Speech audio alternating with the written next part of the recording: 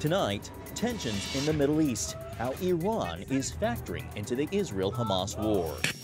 Plus, 5 years in, how the First Step Act has changed criminal justice in America. And sleeping more, eating more, having lower energy. The potential impacts of seasonal affective disorder. All this and more tonight on Faith Nation.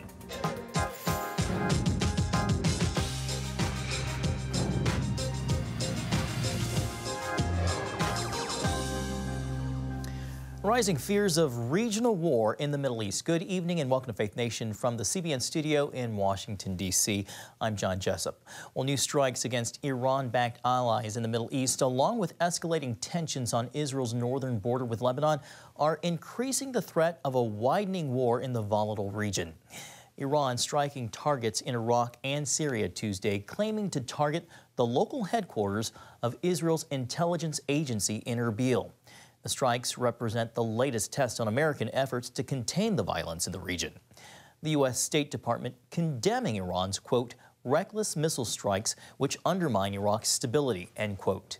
The escalation comes as a new video released from the Israel Defense Forces claims to show 3 strikes on Hezbollah military sites in southern Lebanon. The Israeli military readying tens of thousands of soldiers for a possible offensive in Lebanon as the border clash worsens. Meanwhile, on Capitol Hill today, Israeli families of some of the estimated 130 hostages kidnapped by Hamas met with a bipartisan group of senators to plea for their release. No parent should have to endure this. Those of us that are parents understand.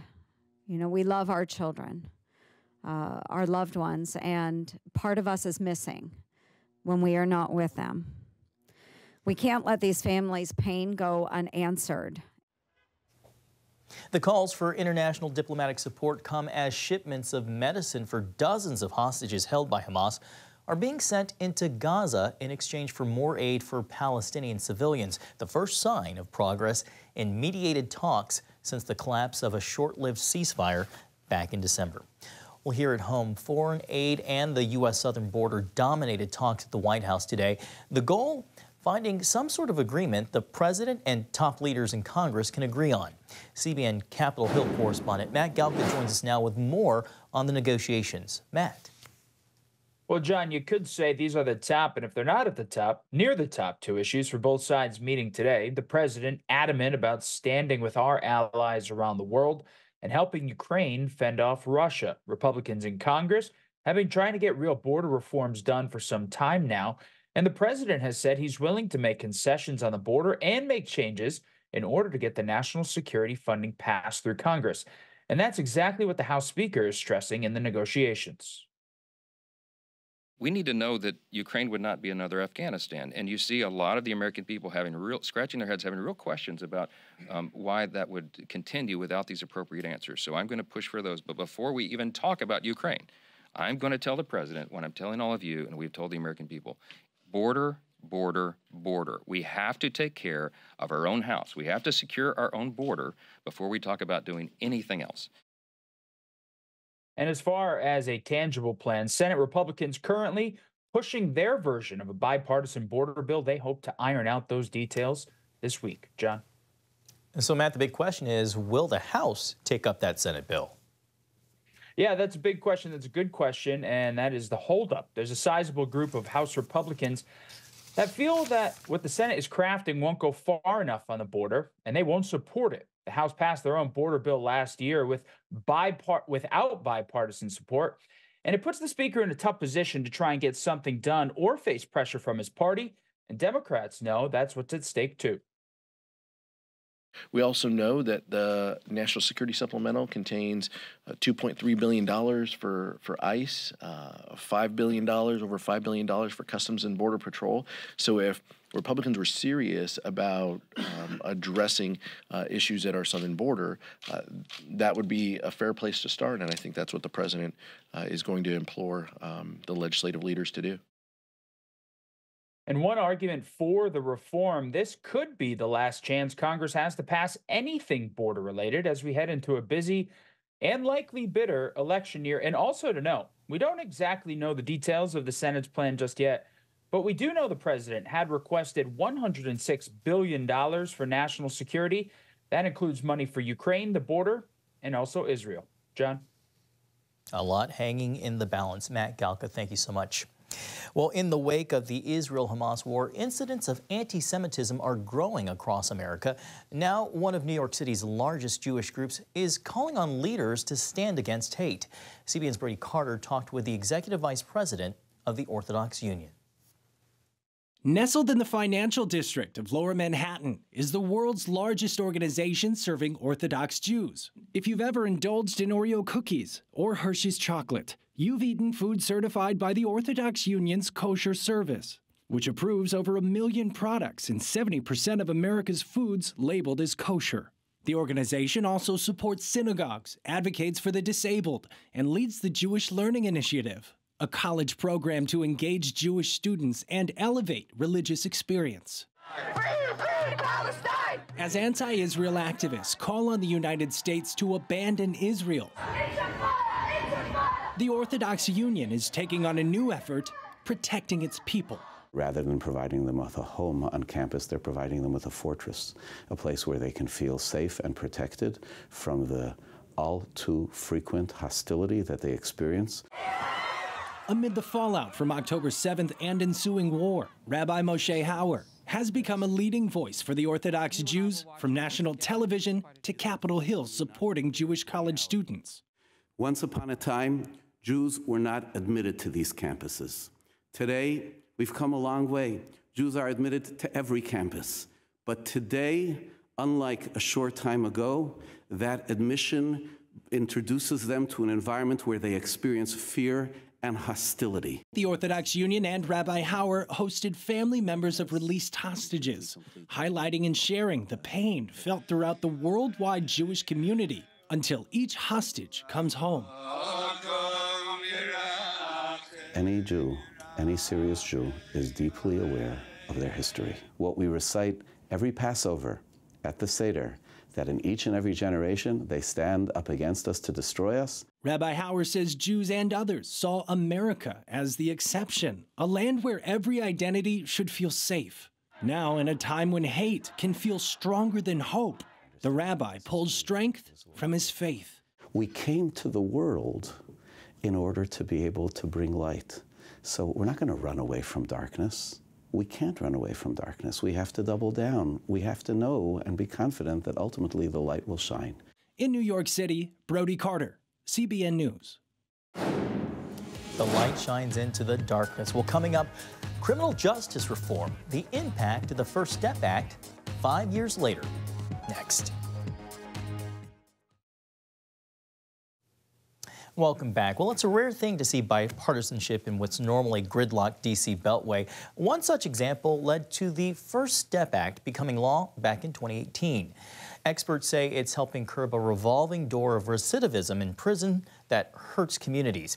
Incarcerated men and women and teens are looking for hope and the grace of God.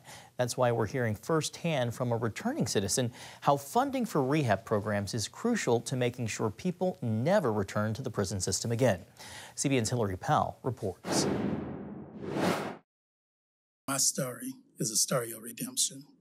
That's an empty word unless change has happened. And I can assure you, change has definitely happened. On Capitol Hill Wednesday, Matthew Charles recalled being sent back to prison after serving 21 years of a 35-year sentence for a drug conviction. It was nothing he did. The U.S. Department of Justice won an appeal on a technicality. In 2019, the First Step Act afforded Charles his second chance.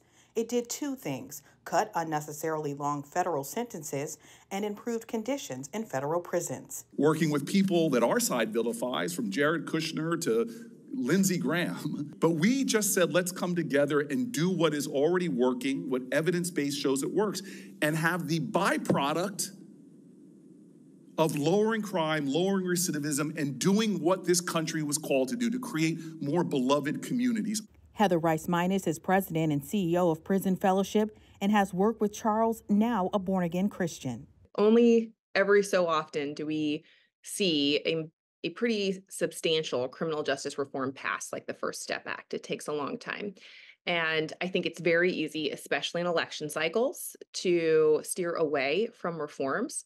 But if we look at the results, this was a massive success. Success measured in numbers. Since 2018, the U.S. Department of Justice reports nearly 30,000 people in federal prisons have received earlier release, anywhere from a few days to a few months early, thanks to the First Step Act's clarification of the good time credit policy.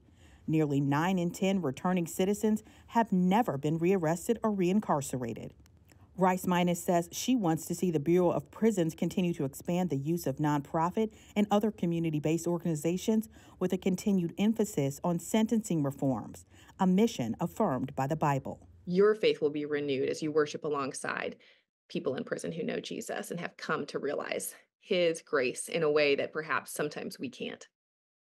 And that was CBN Washington correspondent Hillary Powell. Thank you, Hillary. And experts say the 12% recidivism rate for returning citizens who benefit from the First Step Act is a lot more promising than the 45% recidivism rate among people released from federal prison without reduced sentences. Well, Christian marriages are failing at nearly the same rate as other marriages. Still, very few churches are equipped to help couples deal with the challenges of matrimony. The good news is one ministry is helping to reverse this trend. CBN's Wendy Griffith reports. Her heart is just the purest, most kind person I've ever met in my life. And boy, did I need that. And God blessed me with her and put her in front of me at just the right time in my life. And Tammy, what do you love about Mike? Everything. He's amazing. He is my knight in shining armor. I love the way he cherishes me and the way he thinks of me. I'm a priority. It sounds like Tammy and Mike McIver of Fort Worth, Texas, have a nearly perfect marriage, an achievement that's taken hard work to maintain. Their love story actually began 30 years ago as high school sweethearts. But after graduation, they went their separate ways, married other people, and then got divorced. Facebook helped them find each other again, a connection that led to marriage. And after 4 years together, they don't plan to make the same mistakes they made in their first go-rounds. Our previous marriages were not Christ-centered and caused so many issues, conflicts, lack of communication, and ultimately apathy. We knew that we wanted a Christ-centered marriage, and the question was, how do you do that? And that is precisely what the group Communio is helping churches offer their married or soon-to-be married members, a way to answer that question and ultimately save marriages. 72% of churches lack a substantive marriage ministry. And if you just looked at what churches allocate, right, 85% of all churches in the United States report spending $0 annually on marriage and relationship ministry. Zero. Zero. The number of people getting married each year has dropped 61% since the year 1970. 31% since the year 2000. The number of people getting divorced is still too high, and yet the church has not gotten strategically engaged in renewing the marriage and the family. We're still behaving ministerially like it's the 1950s. Communio President J.P. DeGance's mission to save marriages includes equipping churches with resources and tools they need to foster and nurture healthy relationships. So when we work with churches, we want to be data informed. We want to come alongside the church, analyze what's going on in the congregation and the community in order to design a ministry that's customized for the church. Thanks in part to the ministry's influence, Mike and Tammy sought premarital counseling as a safeguard, but didn't stop there. After taking their vows, they signed up for a marriage class at their church called Undivided, where they discovered the true meaning of having Jesus at the center of their relationship. A Christ-centered marriage is a marriage where you love your spouse the way that Jesus loved us. Jesus loved the church. Jesus loved Israel, his bride, unconditionally, through sacrifice, through love and honor and cherish. That's how we're called to love our spouse, where I put her first, she puts me first. Today, Mike and Tammy co-lead a marriage boost class each Wednesday night at their Fort Worth church, where they focus on everything from conflict resolution to learning each other's love languages to hosting date nights with free childcare. And it's really cool to see what the class does for people. We have had people come in that were living separately, that were on the verge of divorce, that hadn't talked to each other in a deep manner for a year. And slowly but surely, they keep coming back. then they're holding hands, and then they're talking, and now they're going on dates, and now they're moving back in together. The McIvers say without Communio, many people wouldn't know about their church's programs. The amount of work that they've done within our church and our marriage ministry as far as helping us to market the program and talk to the right people and gather the right data on, where we can best focus our efforts for marriage ministry. And you see, when you go to those date nights, you can see that there are so many people there that are not in our church. They just hear about it. It's amazing. Communio helps with that. They're really bringing extra new people into our church. Would you go as far, Michelle, as to say it saved your marriage? I would. Former junior high sweethearts Michelle Berger and Lloyd Swords of Billings, Montana, also went on to marry other people and get divorced. When they found each other again and married 6 years ago, unresolved issues nearly tore them apart. Lloyd, I see some tears. What are you thinking about right now? Kind of just reliving some of it, and it kind of always affects me. But it's usually in a good way. Thanks to Communio's influence and a marriage masterclass that focused on forgiveness, the couple is back on track. You've got to try everything you can.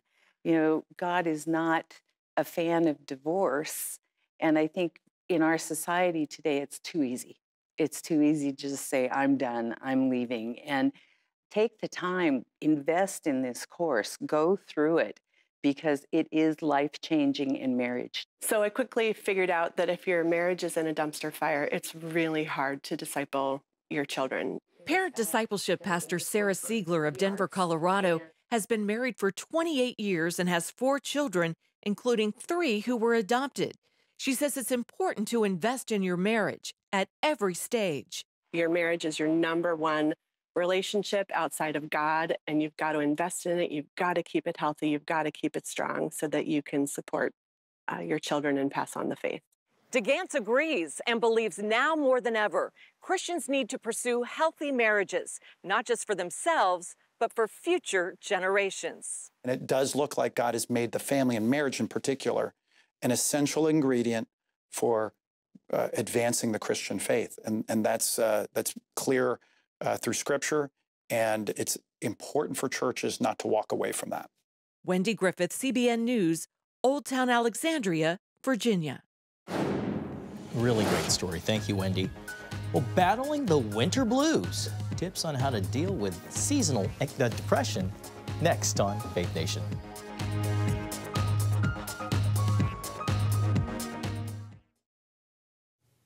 Welcome back. The winter weather plaguing much of America is not letting up, and it's having a big effect on travel. I went really, really slow, but when it's skid, I get out of control.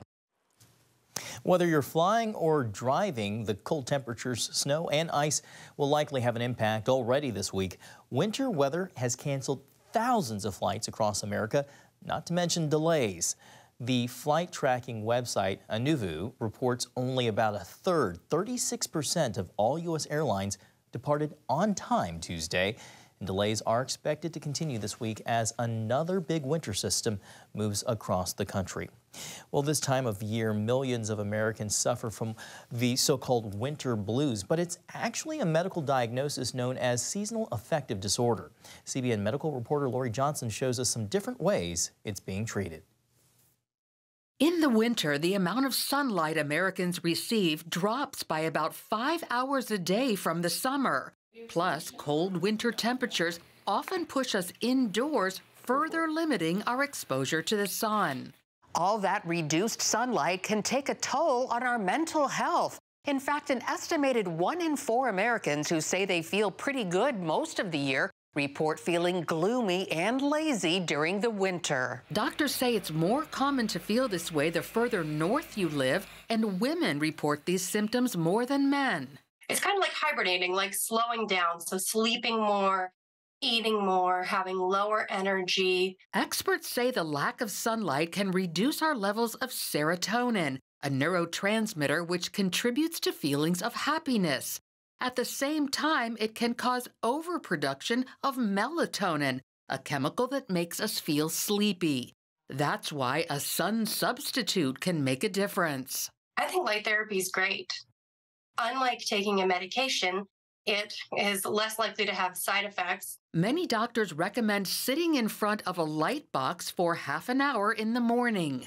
It's like sitting outside, sitting at the beach or under the sun. It doesn't emit any heat, but it's just a very bright light, kind of like the sun. It's kind of like your own personal box of sunshine. A light box does not require a prescription. It should be specifically designed for light therapy and ideally have a power of 10,000 lux, which is 20 times stronger than the average light bulb. That can help the body regulate the mood a little bit better, and it can help improve sleep at nighttime. Doctors warn against using tanning beds for light therapy. Most emit ultraviolet rays, which can damage the skin and lead to skin cancer. Experts do recommend exercise as a way to beat the winter blues. Moving the body pumps oxygen into the brain, making us feel more alert and energetic. It also releases endorphins, neurotransmitters that create a feeling of euphoria. Those with more severe cases might benefit from professional help. Some people may also choose to take an antidepressant medication to help their symptoms or to do some kind of talk therapy like cognitive behavioral therapy. For those counting the days until spring, these steps can not only improve mood but increase energy and make winter more bearable. Lori Johnson, CBN News. Some great tips. Thank you, Lori. A delicious tribute to one of the NFL's coolest coaches. Next on Faith Nation. Finally tonight, Old Man Winter has settled in across much of the country, and for football fans, while most enjoy the comforts of the game from the warm confines on a comfy couch, so to say, it's another story for the teams playing outdoors. Take, for example, this past weekend when the Kansas City Chiefs played the Miami Dolphins in the 4th coldest game in NFL history. So cold, in fact, Kansas coach Andy Reid's mustache froze over. Well, a Kansas bakery decided to capitalize on the chilly scene, baking a cake to document the coach's icicle, and even posting a side-by-side, icicle stash, I should have said, and even posting a side-by-side comparison on Facebook. The bakery owners say the response has been overwhelming. I kind of wonder how you thought it out. Thanks. Have a good night.